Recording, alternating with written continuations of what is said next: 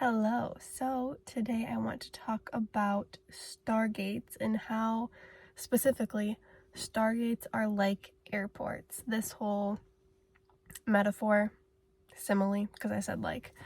So what are stargates, right? So if you don't know what a stargate is, I feel like people kind of have different definitions of a stargate. Like if I'm just talking about a star, I'm not going to call it a stargate unless it is Arcturus or Antares. And I'm sure there's lots of like stargates, like actual stargates of this definition that I'm going to tell you. Because when I say stargate, I mean a star that specifically is like that heaven and hell realm and where you get your life overview and all of this when you die, and where you pick what your next major incarnation, where most of your energy, where that sliver of your energy is then going to go next.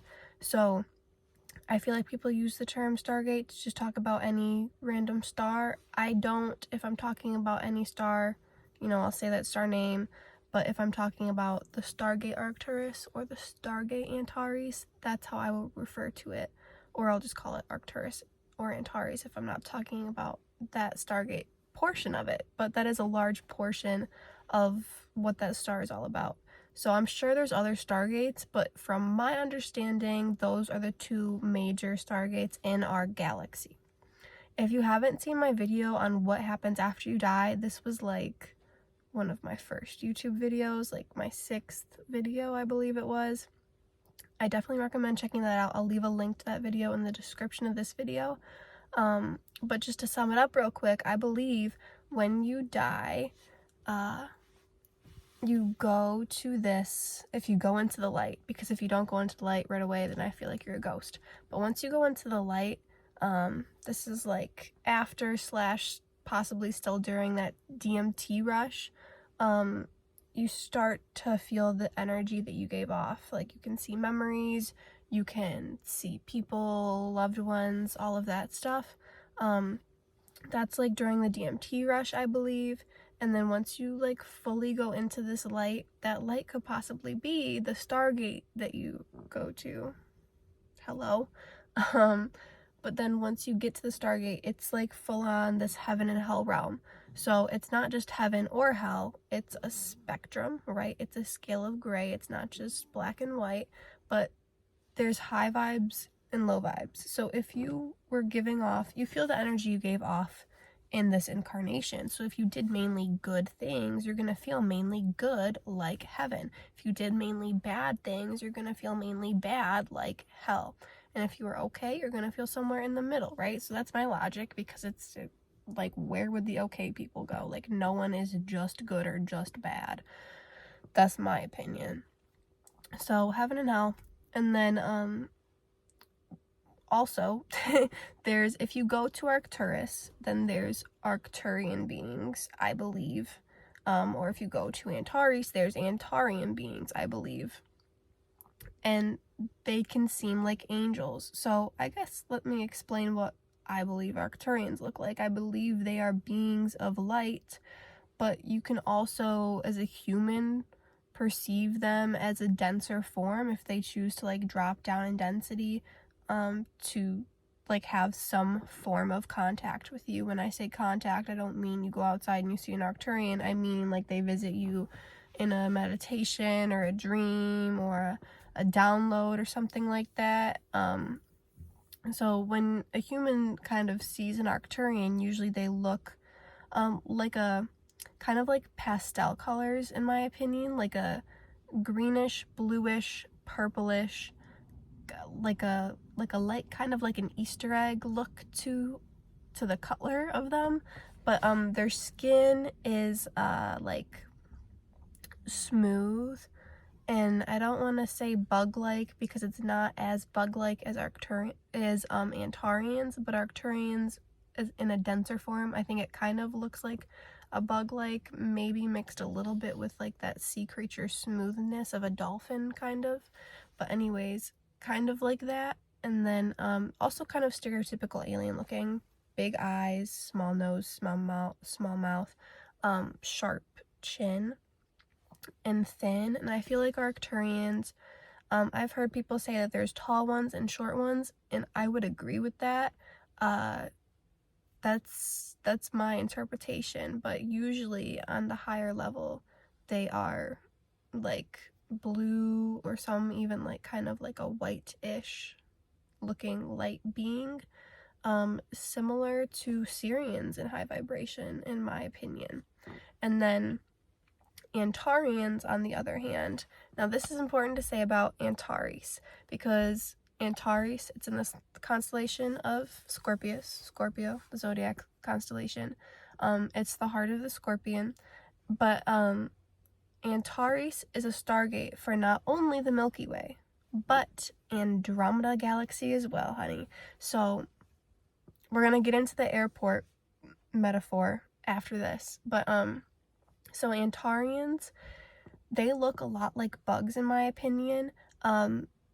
Their energy is kind of similar to mantis beings, and I feel like they do have that sort of mantis connection, but Antarians, I believe, look, and I feel like I have a parallel life. I have a strong connection to both Arcturus and Antares. So if you asked me what Stargate I was gonna go to when I die, like, I would tell you I literally don't know.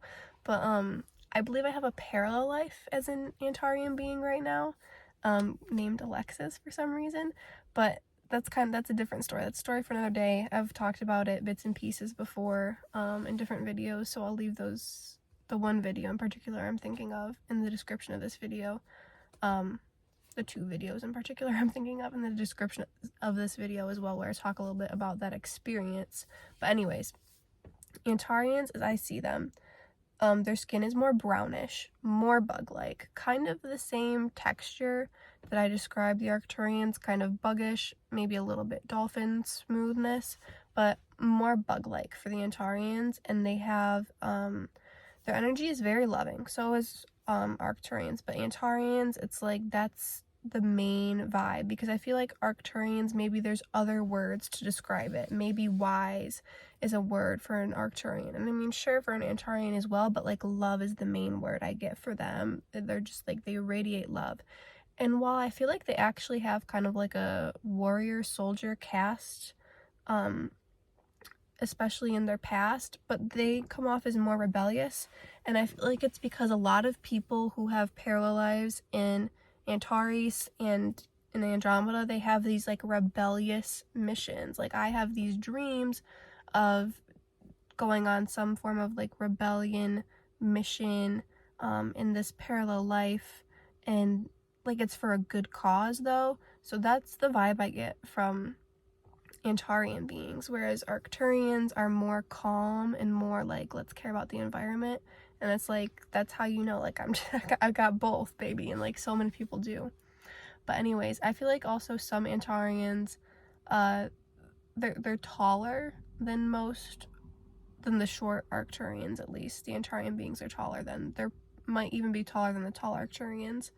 And I feel like some of them even have antennas. I don't think I do, but that slim stereotypical alien face, sharp chin, small nose, small mouth, big eyes. The eye shape on Antarians is a bit different, but they're still like very large stereotypical alien looking eyes.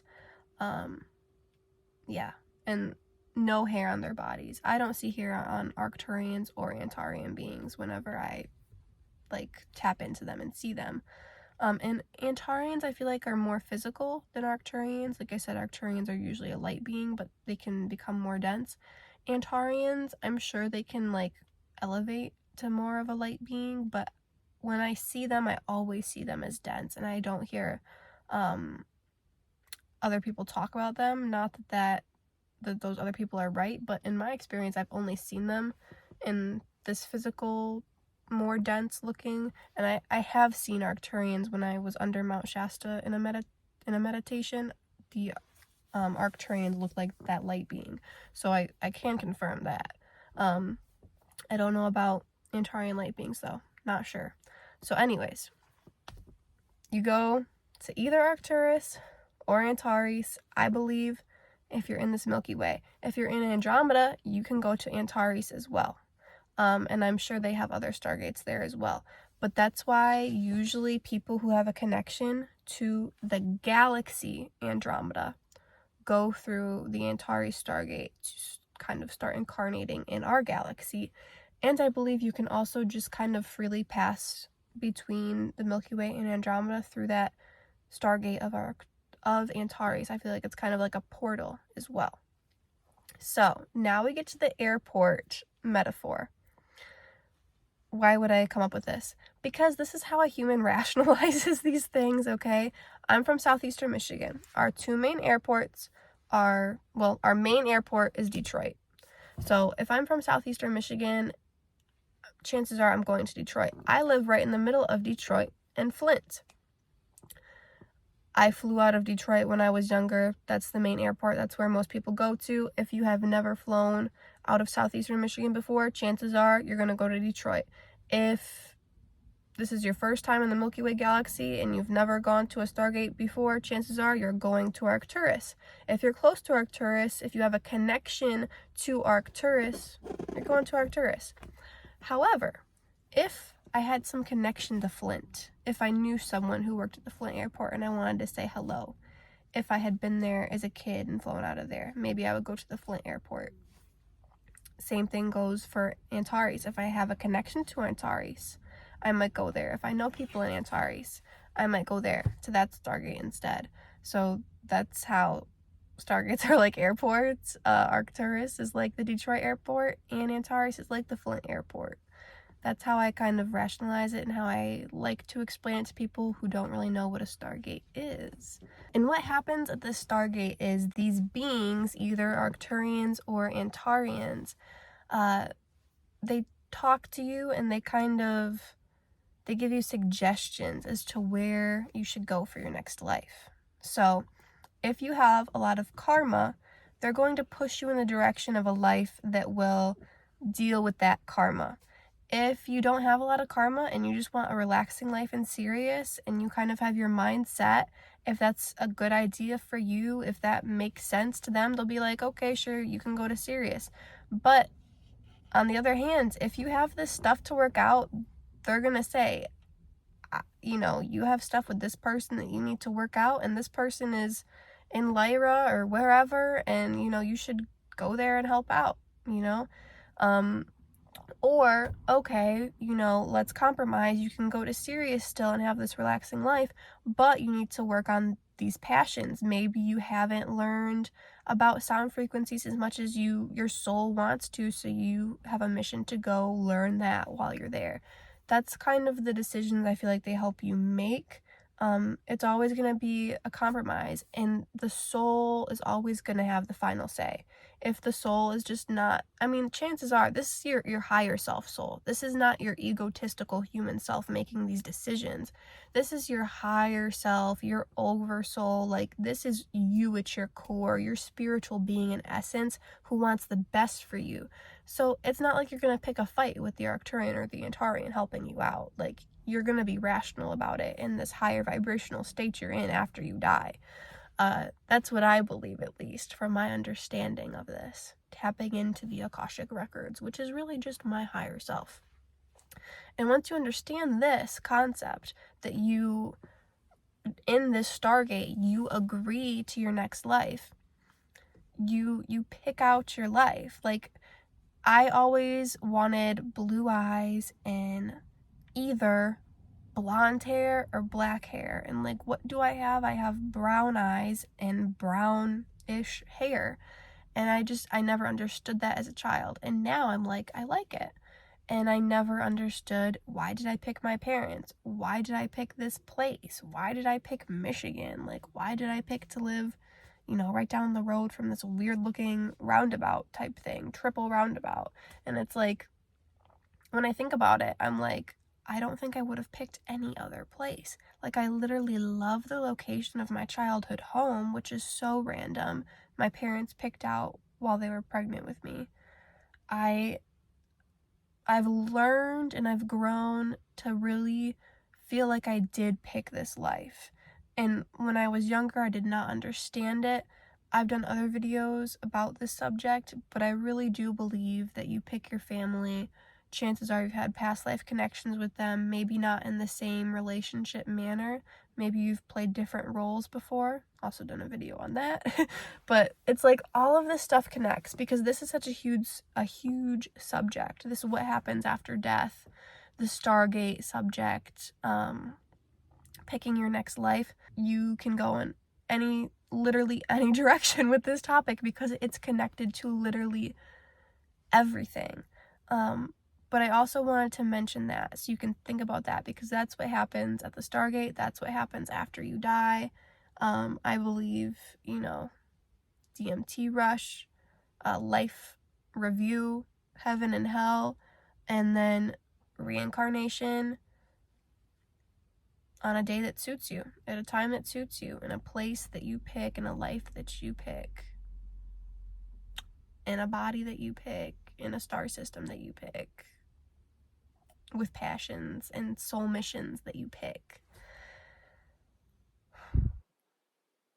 So yeah, that's Stargates. Thank you so much for watching. Peace out.